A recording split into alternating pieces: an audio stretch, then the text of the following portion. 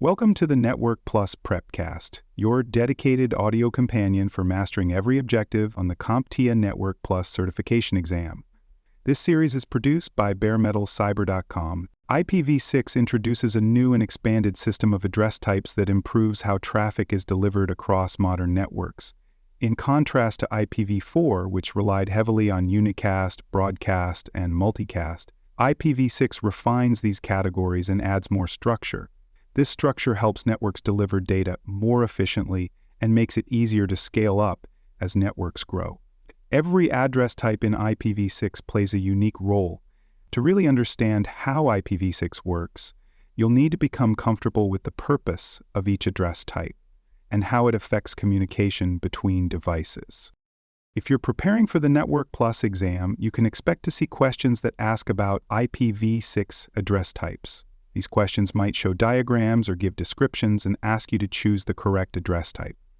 Some questions might ask which address is used for internal networks, which is used for public communication, or which type is used to contact multiple systems at once. To answer these confidently, you'll need to recognize the characteristics and behavior of each address type.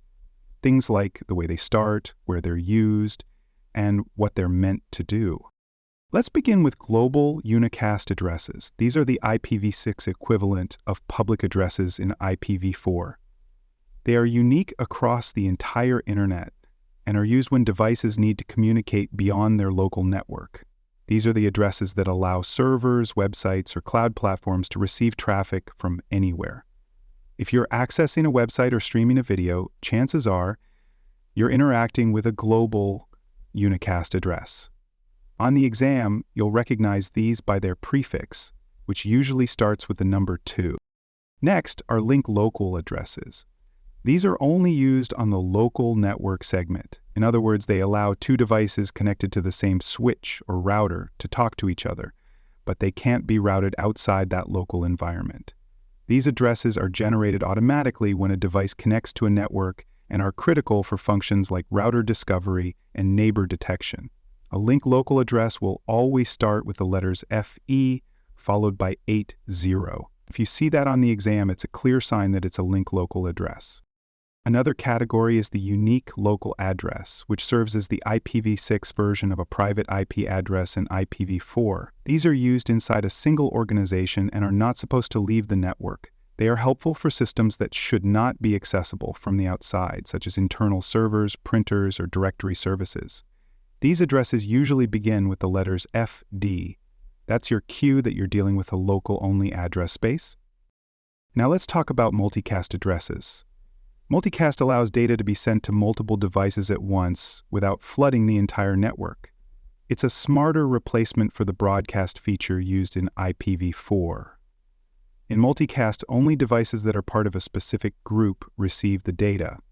These addresses always start with FF and include scope indicators that determine how far the data should travel. For example, one multicast address might reach every device on a local segment, while another could target all routers within a network.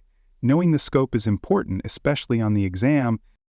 Anycast addresses are a unique feature in IPv6. These addresses are shared by multiple devices, but when a message is sent to that address, it goes to the nearest available device. This is useful for services that are spread out across multiple locations, like a global system of DNS servers. There's no special prefix for an anycast address. Instead, they look like regular unicast addresses, but they're used in a way that routes data to the closest responder. We also have the loopback address, which allows a device to send messages to itself.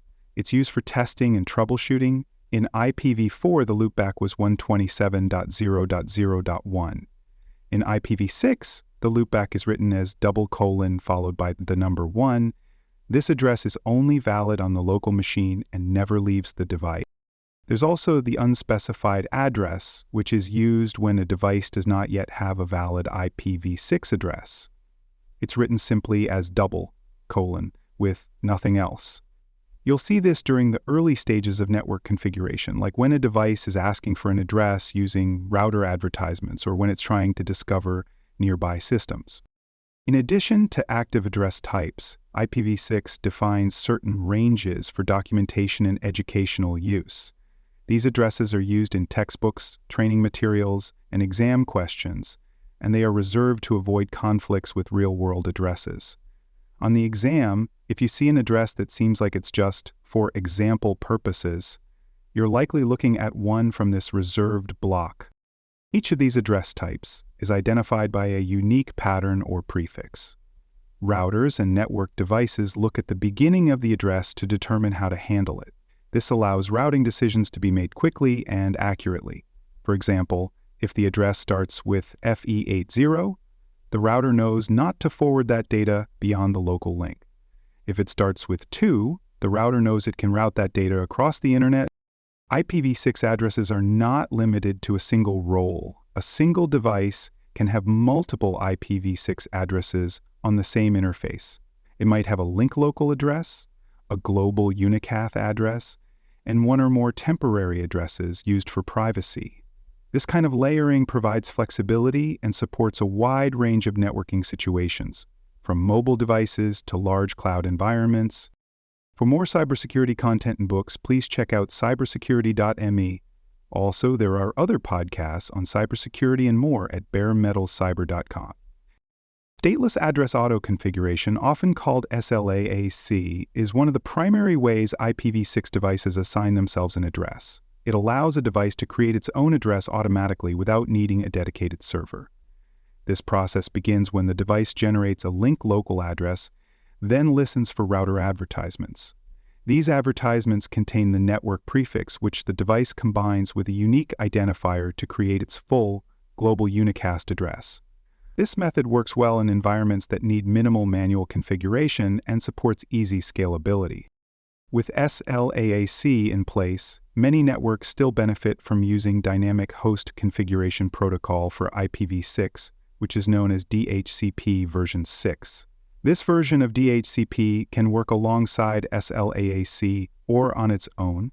In some cases, it provides full address assignments, while in others it simply supplies configuration details like domain name server setting. By combining DHCP version 6 with SLAAC, administrators gain flexibility, allowing them to centralize certain settings while still using automatic address assignment.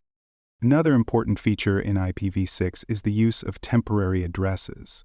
These are part of a group of tools known as privacy extensions. The goal of temporary addresses is to prevent long-term tracking of a device. Instead of using the same identifier all the time, a device generates new randomized identifiers for its outbound traffic. This makes it harder for external websites or services to tie network activity to a specific machine. Temporary addresses are typically not used for inbound traffic or server connections, but they are valuable for devices that frequently connect to public or shared networks. Due to the size and complexity of IPv6 addresses, the standard allows for address compression to make them easier to read and write. There are two main compression rules. First, any leading zeros in a segment can be dropped. Second, multiple consecutive segments of only zeros can be replaced by a double colon. However, this double colon can only appear once in any given address to prevent confusion. For example, an address that contains 4 segments of nothing but zeros can use this shorthand to make the address more manageable and less prone to typing mistakes. Another key concept is the interface identifier, which forms the second half of most IPv6 addresses. This identifier is usually 64 bits long and serves to uniquely identify a device on a subnet. It can be generated using the EUI64 method, which incorporates the device's hardware address, or it can be randomly generated for privacy. Devices often use both, depending on their role in the privacy settings in place. This flexibility means that devices can use consistent identifiers when needed, or rotate them when anonymity is preferred. Multicast communication in IPv6 is far more efficient and structured than broadcast in IPv4. Instead of sending messages to every device, multicast delivers data only to devices that have subscribed to a specific multicast group. Each multicast address includes a scope field that defines how far the message should travel. For example, some multicast scopes are limited to a local link, while others might reach multiple routers or devices across a larger area. This system improves bandwidth efficiency and prevents unnecessary traffic on devices that don't need the information. A particularly useful multicast address is the one used for all nodes on a link. When a device sends a message to this group, it reaches every IPv6 enabled device on the same segment. Another common multicast group is used for all routers. These types of multicast addresses allow functions like neighbor discovery, router advertisements, and service announcements to work without relying on broadcasts. On the Network Plus exam, you may be asked which multicast address scope applies to a given situation, or which group an address is targeting. It's important to distinguish multicast from anycast. While multicast sends traffic to many devices that belong to a group, anycast sends it to only one device, specifically the nearest one based on the routing table. This nearest device might change as network paths change or as servers are added or removed. Anycast is ideal for globally distributed services, where traffic can be automatically directed to the closest available node, improving speed and reducing latency. In a real-world network, multiple address types may be used together. For instance, a client system may have a link local address for local communication, a global unicast for internet access, and one or more temporary addresses for anonymous browsing. At the same time, it may also join multicast groups to participate in dynamic services like routing protocols. This coexistence is completely normal in IPv6, and understanding which address serves which function is key to diagnosing network behavior or ensuring proper configuration. And actually, when you hear an IPv6 address spoken aloud in an exam or training environment, the prefix often gives away the type.